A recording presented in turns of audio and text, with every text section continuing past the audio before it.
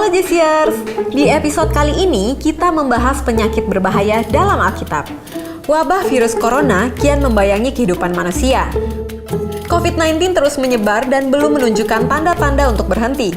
Para ahli dan ilmuwan di bidangnya masih terus berlomba-lomba menciptakan vaksin penangkal COVID-19. Sebelum adanya COVID-19, banyak juga pandemi yang telah melanda dunia. Namun, menarik untuk kita mengetahui bahwa di dalam Alkitab sendiri juga terdapat satu penyakit yang sering kali disebut di sepanjang Alkitab dan sangat mengerikan. Penyakit apakah itu? Sebelum kita bahas, yuk diklik dulu tombol subscribe-nya. Penyakit kusta sebagai hukuman Tuhan. E.W.C. Masterman dalam bukunya Dictionary of Christ and the Gospels halaman 205 mengatakan, tidak ada penyakit lain yang bisa mematikan manusia melalui penderitaan yang bertahun-tahun dan mengerikan seperti penyakit kusta.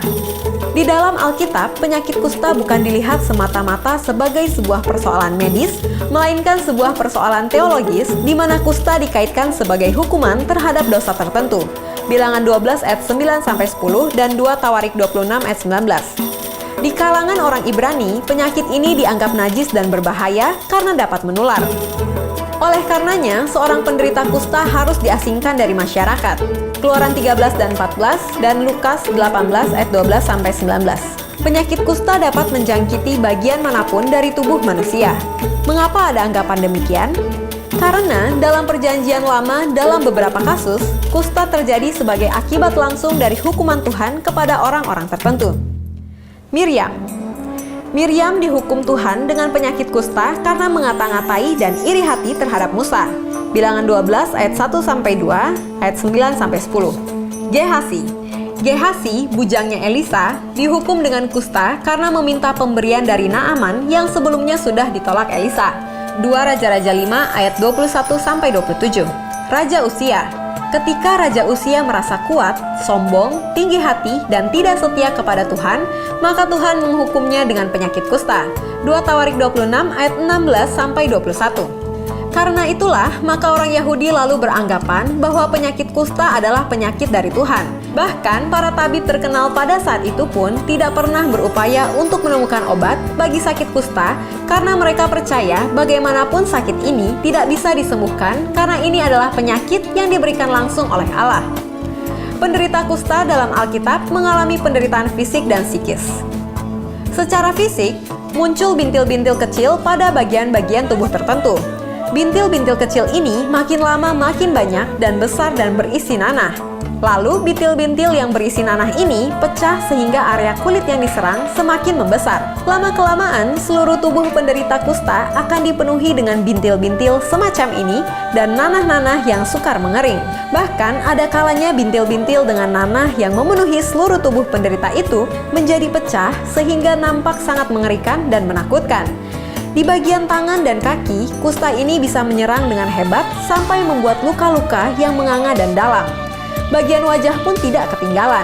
Penyakit ini sampai merontokkan seluruh alis mata dan bulu mata korban di samping luka-luka yang memenuhi wajah penderita.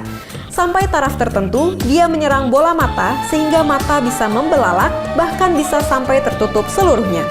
Dalam keadaan wajah yang mengerikan semacam ini, seringkali penderita kusta sangat menakutkan sehingga ada yang membungkus seluruh tubuh dan wajahnya dengan kain atau perban.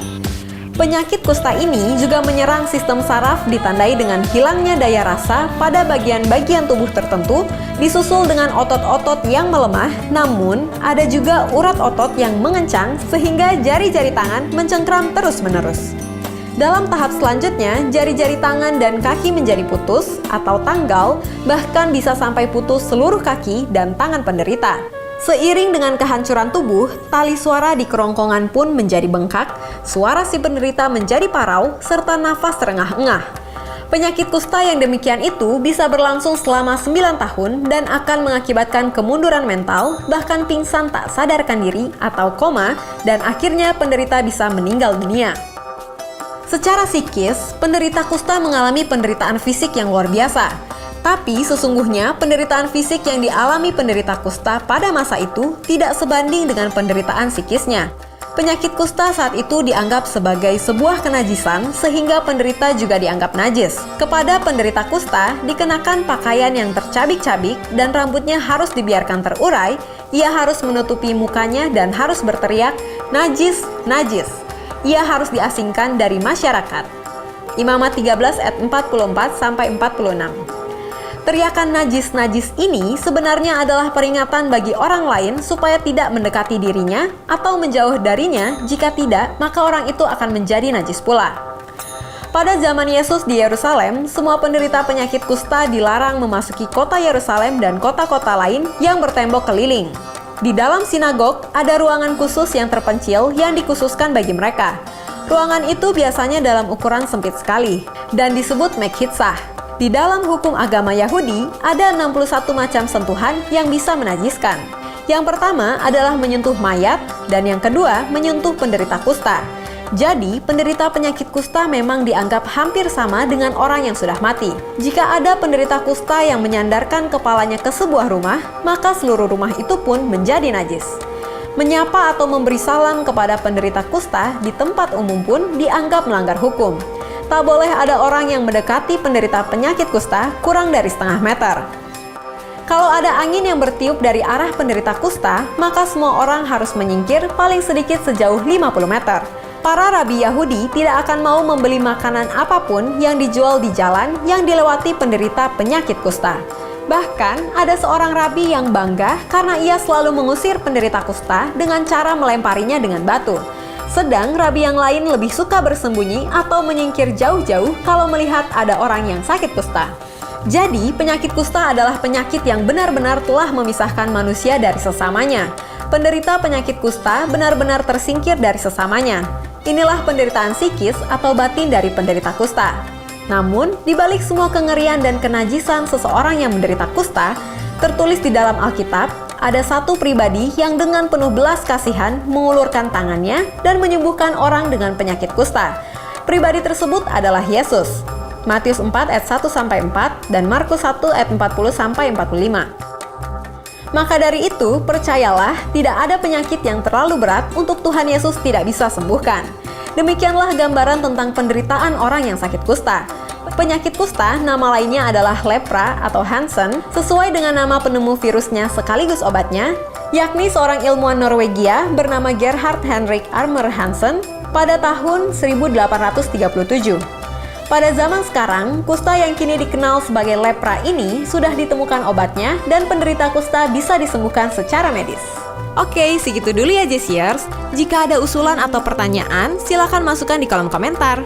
Demikian Fakta Alkitab. Kalau kamu suka dengan video ini, silahkan di-like, apalagi di komen. Karena itu hal yang paling kita tunggu supaya bisa menjadi berkat juga bagi yang lain. Jangan lupa di-share dan subscribe. Aktifkan tombol lonceng kamu untuk notifikasi video-video terbaru kami. Bagi kamu yang ingin memberkati orang lain, kamu bisa mewujudkannya dengan cara mendukung kami untuk terus memproduksi video Fakta Alkitab dengan memberikan donasi minimal Rp100.000. Caranya, kunjungi link ini atau hubungi kami melalui WhatsApp di 0878 7490 5248. Terus saksikan Fakta Alkitab. God bless!